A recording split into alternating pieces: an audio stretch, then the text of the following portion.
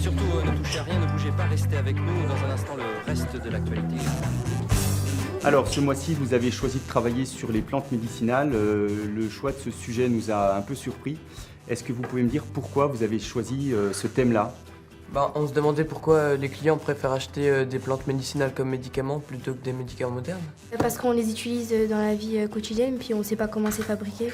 Alors ensuite, quelle autre question ça vous pose, les plantes médicinales? Vas-y. Qui les achète? Qu'est-ce qu'on prend dans la plante? Comment on les fabrique? Qui va répondre à toutes ces questions? Il y aura un pharmacien et un producteur de plantes médicinales. Si vos questions sont prêtes, si vous avez des contacts, vous allez pouvoir partir en reportage. Allez.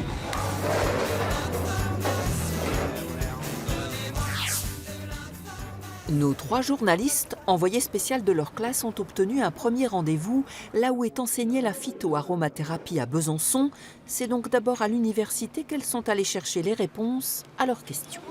Bonjour, bienvenue à l'UFR Santé dans le laboratoire de pharmacognosie. C'est quoi la différence entre la phytothérapie et la médecine normale? La phytothérapie, c'est une branche de la médecine, d'accord ? D'ailleurs, la phytothérapie, c'est la plus ancienne médecine, puisque c'est la première médecine qu'ont utilisée nos ancêtres pour se soigner. Mais malgré la longue histoire de la phytothérapie, la formation initiale des médecins et des pharmaciens ne prévoit rien sur le sujet. Ceux qui s'y intéressent doivent donc passer un diplôme de plus, alors que personne ne conteste le pouvoir thérapeutique de certaines plantes. On sait que les antibiotiques, c'est un peu... il faut éviter d'en consommer de trop. Et en fait, on peut utiliser la phyto et surtout l'aromathérapie, par exemple, comme alternative.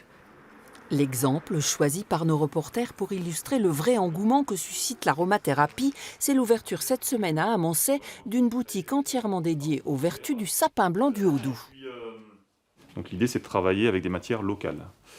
Voilà, donc je vais vous faire sentir l'huile essentielle. Il y a d'une manière générale un vrai retour des gens à la nature, au bien-être. Les gens réapprennent à bien manger, à bien se soigner avec des produits naturels. Et c'est aussi à partir de ce constat qu'Armelle a décidé de se lancer il y a 2 ans. Parce que c'est important d'utiliser la bonne durée pour avoir l'huile essentielle complète. Elle cultive et elle récolte une vingtaine de plantes qu'elle distille ensuite. Donc on voit bien au-dessus l'huile essentielle. Les gens, je pense, ont envie de quelque chose qui soit plus sain, donc ils sont plus sûrs, on va dire. Mais voilà, comme je disais tout à l'heure, les huiles essentielles ne sont pas des produits anodins.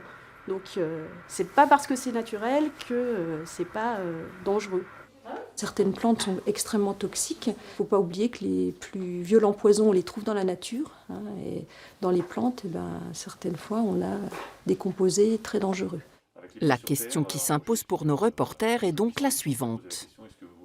Existe-t-il une réglementation spécifique pour la vente des huiles essentielles? Tout à chacun peut s'installer, produire des huiles essentielles et les vendre. Par contre, il ne peut pas vendre n'importe quelle huile essentielle, c'est-à-dire n'importe quelle plante. Il y a des plantes qui sont autorisées à la vente. En France, il y a des plantes qui sont interdites à la vente ou qui ne sont autorisées qu'à la vente en pharmacie. Et c'est ainsi que certains dans la région s'en sont fait une spécialité, capable de préparer des potions pour des pathologies courantes, du soin sur mesure en quelque sorte. Alors là, on va faire un mélange décontractant. On va dire par exemple que c'est quelqu'un qui a couru.